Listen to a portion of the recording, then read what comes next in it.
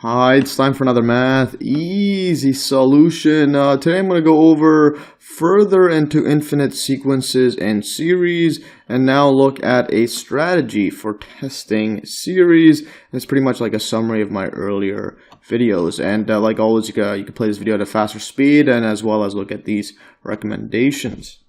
Alright, let's go further. So the calculus book reference, note that I mainly follow along the following calculus books: Calculus Early Transcendental, 6th edition by James Stewart.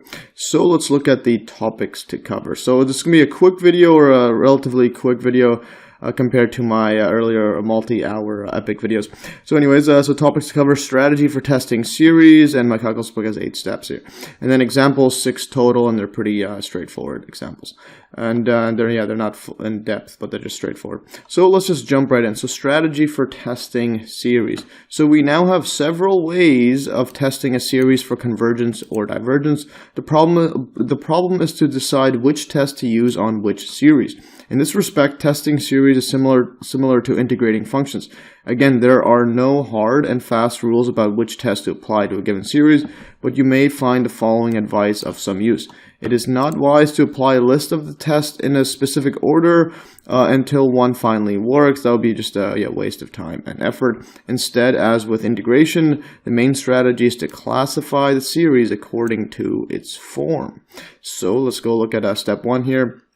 Advice 1 or strategy 1. So if the series is of the form right here, summation of 1 over n to the power of p, it is a p series which we know to be convergent if p is greater than 1, and divergent if p is less than or equal to 1. Here's a link to that relevant Steemit post about my video, and here's a screenshot from a calculus book just because it's more condensed. So yes, we have if a p series is like this: 1 over n to the power of p, we're summing from n equals 1 to infinity.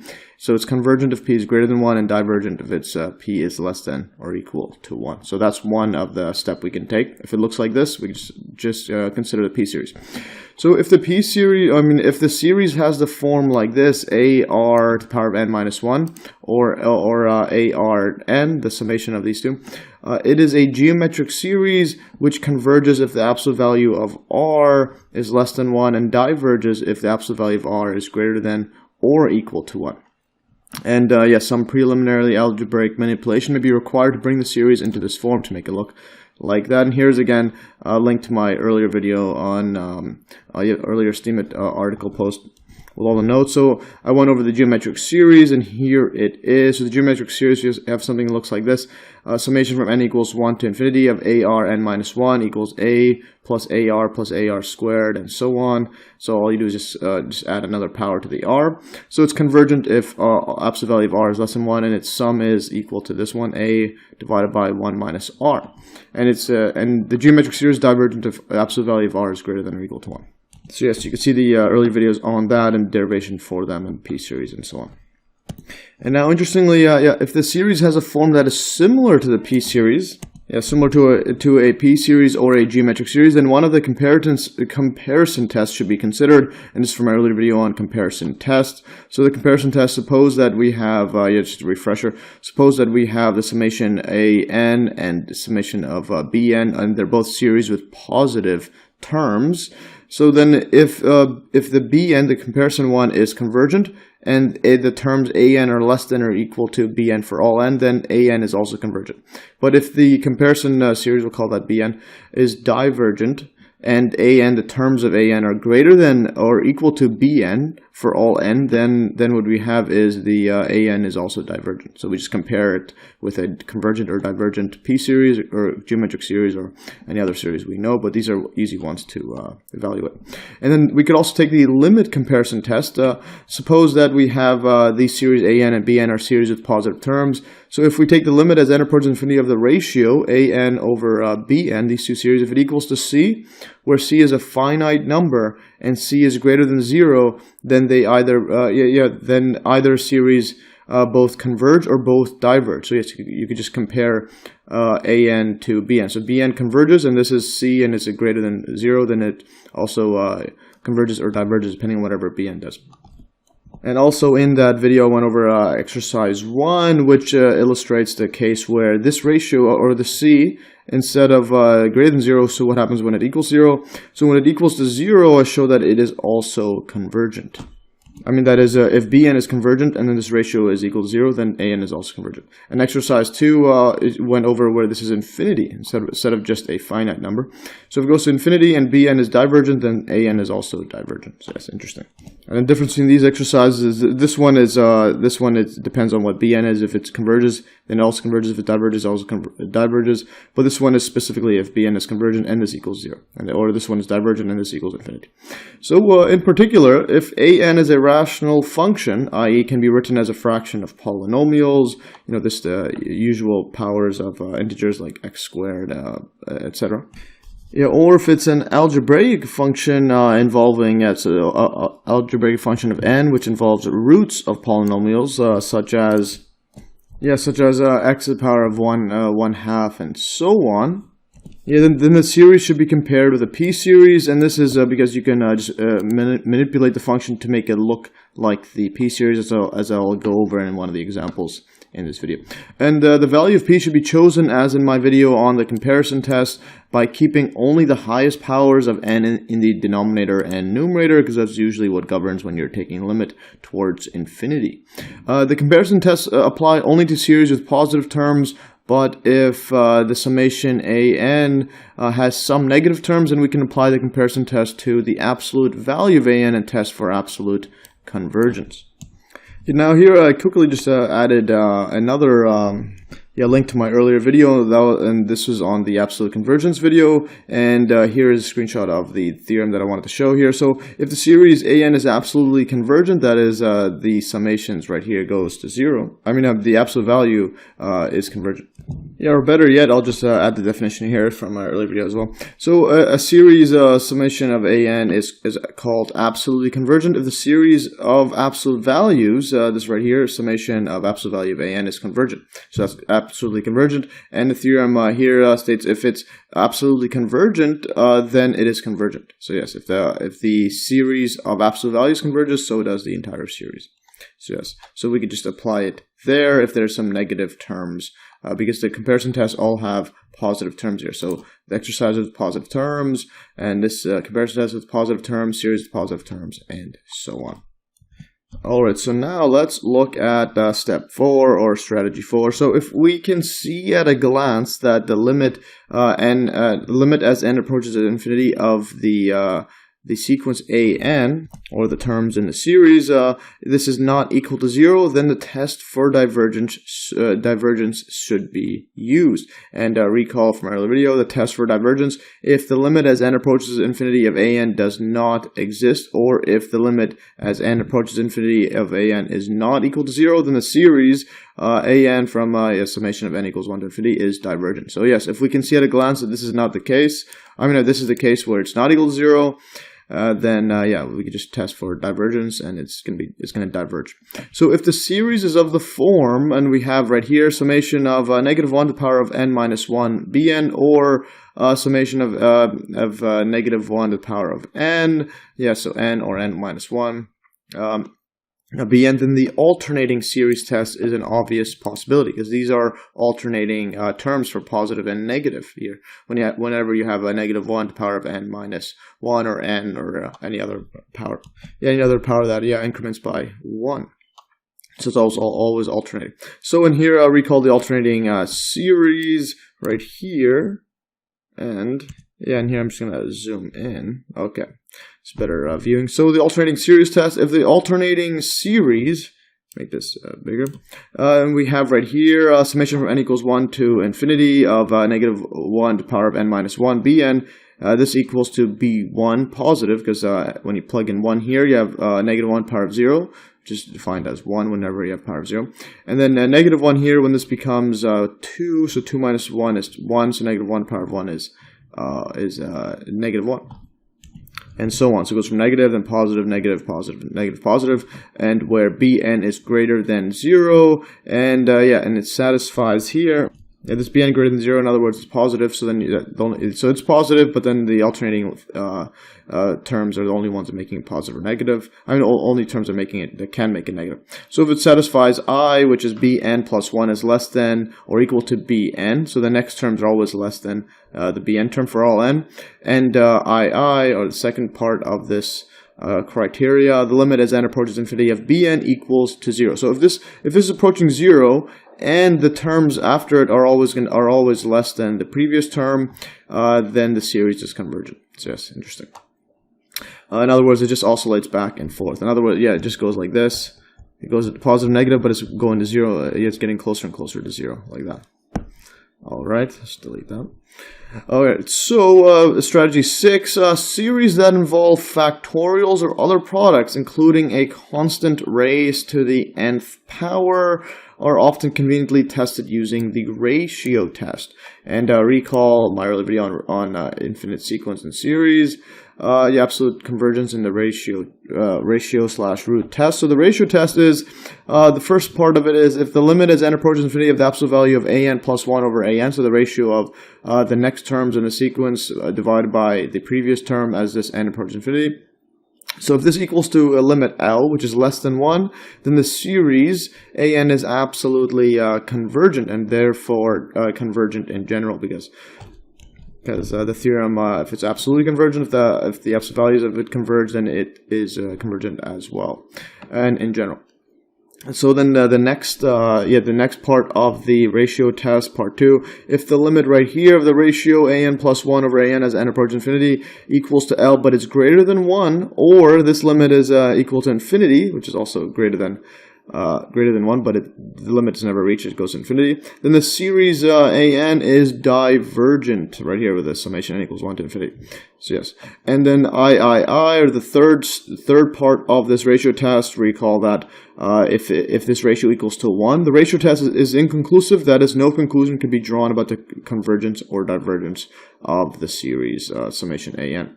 So yeah, bear in mind that the absolute value of an plus 1 divided by an approaches 1 as n approaches infinity. Yeah, for p series, and therefore all rational or algebraic function, because yes, they can actually be written as p series, or you could manipulate it to be written as such, as I'll go over in one example.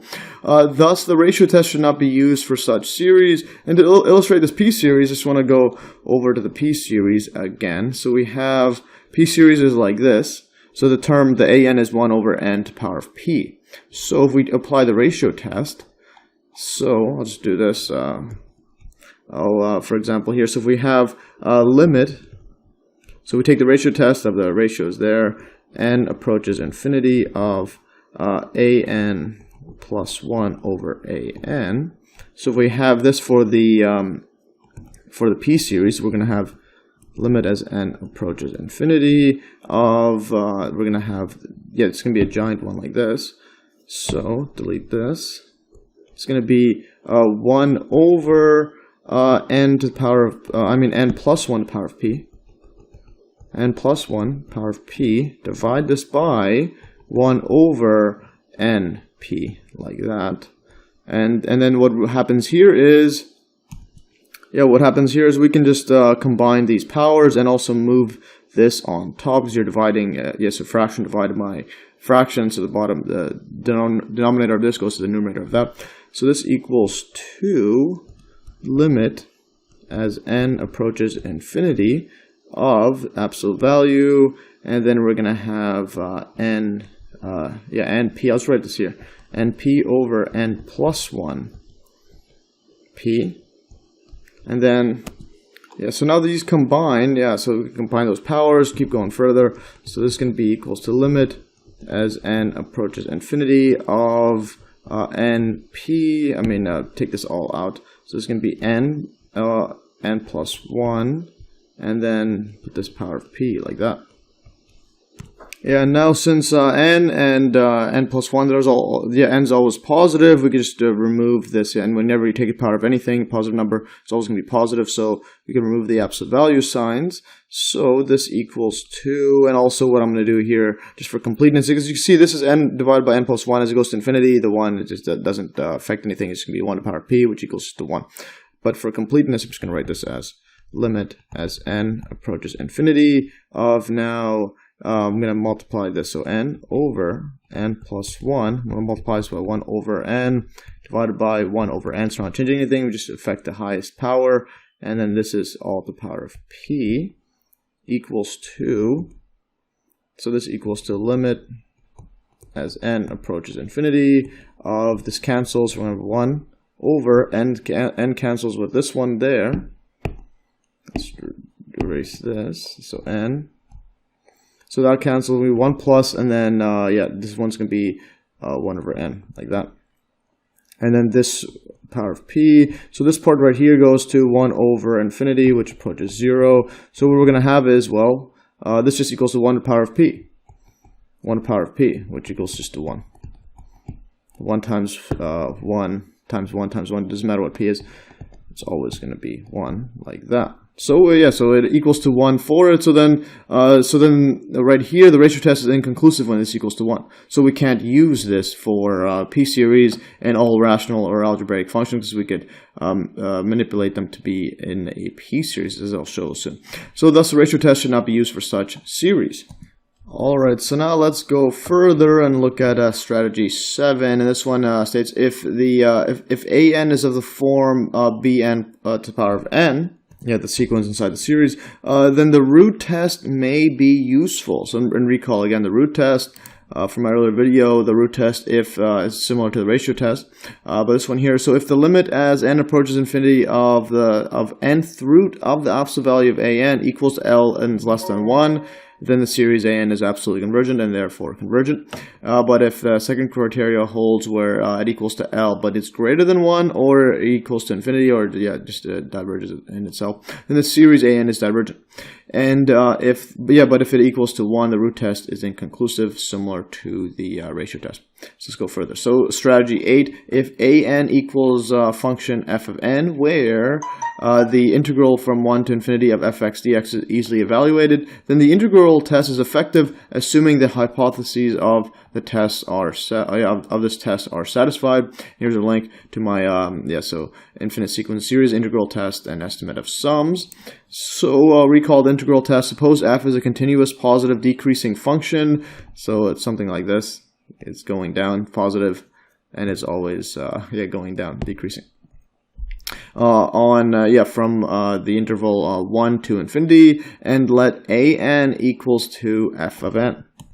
Then the series, if an equals f of n, then the series summation of n equals 1 to infinity of an is convergent if and only if the improper integral from 1 to infinity, improper because there's infinity there, fx dx is convergent. In other words, if this is the criteria 1, so this part 1, if the integral from 1 to infinity of fx dx is convergent, then an is also convergent as well. So, because in other words, when you have a function that's continuous like that, but then when again it's going down, but then when you have a series, these are summations of individual terms. You can have like rectangles across like that, and so on. So basically, recall that it's saying that if this is going to be, if this is convergent, goes to a number, instead of going to infinity, the summation of this area under the curve, then so is this inside here. So then so is the individual rectangles, in other words, the series. So then, so if the integral is convergent, then an is convergent as well, the series. But if this is divergent, then, if the integral from 1 to infinity of fx dx is divergent, then the summation from n equals 1 to infinity of an is also divergent. So yes, very interesting stuff.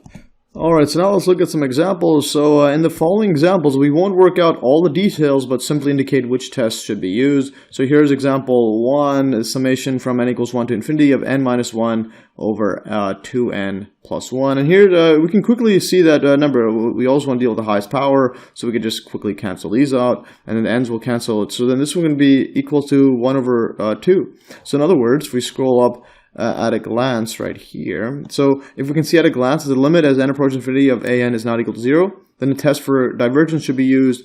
And so if it's not equal to 0, then or does not exist, then the series is divergent.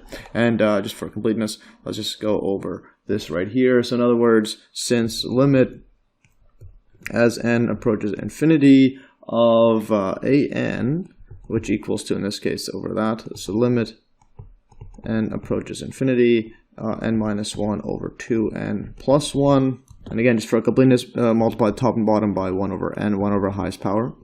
So nothing changes, so we just cancel everything out. So limit as n approaches infinity. So the n's cancel, will be 1 minus, and then 1 over n, over 2, the n's cancel, plus 1 over n. And now this right here, this is going to be, well, 1 over infinity, and which equals to 0. Same thing here. 1 over infinity goes to 0. So we're just going to go with 1 over 2. So 1 over 2, and it's not equal to 0. So like that. Or just box the 1 over 2 there. So it doesn't equal to 0. So what we have is we should use a test for divergence. So yes, since it's not equal to 0, then we should use the test for divergence. So now let's look at example 2. This one here is a summation from n equals 1 to infinity of the square root of n cubed plus 1. So we have a polynomial inside, and the root of it, square root of it. In other words, we have an algebraic function, and then divided by another polynomial, so 3n cubed plus 4n squared plus 2. So since an is an algebraic function, we compare the given series with a p-series. And the comparison series for the limit comparison test is right here, summation bn, where, so in other words, right here, it's a number, whenever we're dealing with algebraic or polynomials and so on, especially when you have a ratio like this of this algebraic function which has a root and polynomials, we always want to deal with the highest power. So when we take the limits, we want to deal with the highest power n cubed. There's an n cubed there. So what we'll do is we'll compare it. So we'll pick our bn to equal to the highest power. So n cubed, a square root of n cubed divided by 3n. Because we want to compare with what happens when we're dealing with the limit as n approaches infinity. The highest powers, usually are the ones that have the biggest impact. So we'll deal with that. So this is equal to, write this further. So n cubed, root of it is going to be equal to just 3 over n to the power of 3 over 2 divided by 3 over 3. N to the power of 3 like that. Now we're going to have 1 over 3. 1 over 3 times, and this one we could combine these at the bottom, just so it's a positive value there. So we're going to have, and this is going to be just 2 times 3, which is 6 over 2, like that. I'm just writing the same common denominators. I'm going to go times by top and bottom by 2, and then subtract it. So we're going to have a 6 over 2 minus a 3 over 2, like that. This equals to all, just put it all in one giant fraction, I guess, n to the power of, well, 6 minus 3 is 3. So we're just going to have 3 over 2 at the bottom, like that. So this is our bn, like that. So now we could take the limit comparison test by it will be the an divided by this one right here, and see if some of this cancels out and see what happens. So yes, go and scroll up to the limit comparison test. So remember, limit comparison test right here, because dealing with an and b in the terms, n is a bit more complex, so we could try to take the limit of this ratio instead and see what happens. And so that'd be interesting, like that. So that's one way. Alright, so now let's look at example 3 right here. In this one, we have the summation from n equals 1 to infinity of n times e to the power of negative n squared. And now, since the integral right here, integral from 1 to infinity of x, replaces with f of n, so just deal with x here. So xe to the negative x squared dx. So since this integral is easily evaluated, we could use the integral test right here. And just a note here, i.e., or just write using substitution, just to show you how you could easily evaluate it. Using substitution, it's not too straightforward if you haven't been doing integration in a while. But basically we could use substitution. So what I'll do here is I'm just going to write u, so let u equals to this negative x squared, like that. And the reason is because when you take the derivative du over dx, this equals 2, just bring down the 2. So we're going to have negative 2x, like that. Yeah, so in other words, we can move the dx onto this side, and then the -2's move it away. So what we'll have right here, we can have this x and this dx together. So we're going to have x dx equals 2, and move this -2 away. So we're going to have du over -2. Yeah, so now this makes the integration easier. So what we're going to have is, yeah, the integral becomes, or let's write this out first. So integral from 1 to infinity of x times x times e to the power of x -x squared dx. This equals 2, and then yeah, for completeness, I'll just write this. This is x equals to 1, and this is x equals to infinity, or approaches infinity. Yeah, I just write x approaches infinity. But since we're dealing with u, so this x dx is going to be du yeah, it's going to be 1 over -2 there. So du over -2. So we'll put this outside the integral. So -1/2 integral from, and here when you plug in x inside here, inside the u functions, u equals to -1 squared. In other words, we're just going to have -1. So this is u equals -1.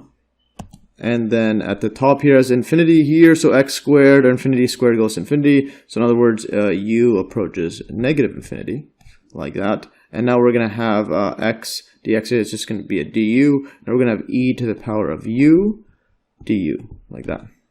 We'll put this closer in. We're going to have e to the u du, and we can easily take this integral, like that.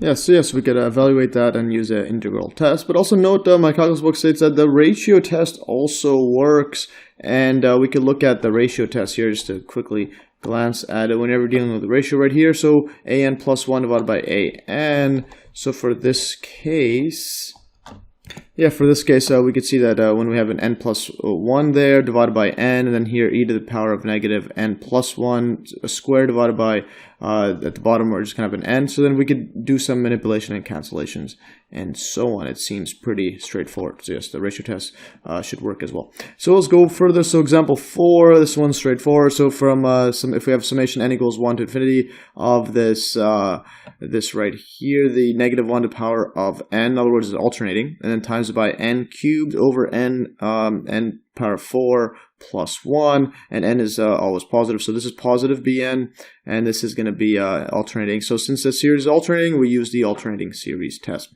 Going further, example 5, so we have summation from k equals 1 to infinity, where of 2 to the power of k divided by k factorial, and since the series involves k factorial, we use the ratio test. And here I didn't elaborate earlier, but here I just put it in brackets.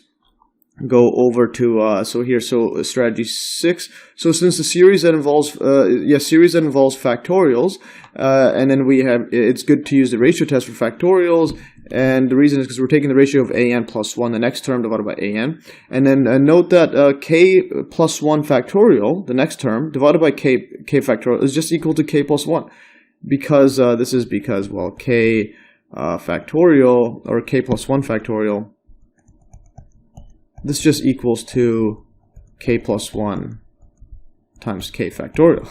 In other words, it just equals to times k minus 1 times k minus 2, etc., all the way, and so on. So then this is going to be k factorial, like that. Just put that in bracket there. Yeah, I should have elaborated further, but I just don't want to move around my notes in the calculus, or my OneNotes right now. But anyways, it's pretty straightforward. So let's just keep going further. So the last one, yeah, so we can use ratio test if we have a k factorial. So there's k factorial there. Let's just use ratio test. So example 6, the last one. So summation from n equals 1 to infinity of 1 over 2 plus 3n. Or 3 to the power of n. Since the series is closely related to the geometric series, again, just take the highest power, ignore all these extra terms like 2 there. So it's closely related to the geometric series 1 over 3 to the power of n. We use the ratio test. I mean, we use the comparison test, yes, the comparison test with this geometric series there and compare it, and that's pretty straightforward. So again, recall that the geometric series, let's just see how the geometric series is. Yeah, so a geometric series is like this: a to the power of a times r power of n minus 1, or we could have ar. And in our case, we have 1 over 3 to the power of n. Yeah, this is example 6, or this is the same thing as 1 over 3 n, like that. So yes, that is all for today. Hopefully you learned. So yeah, it's a pretty useful summary to illustrate the steps and strategies to go about trying to find if a series converges or diverges. Anyways, that's all for today. Thanks for watching, and like always, you can download these exact notes in the link in the description below, as well as viewing these notes in Steemit. The link will be also in the description below in article format. Anyways, thanks for watching, and stay tuned for another Math Easy solution.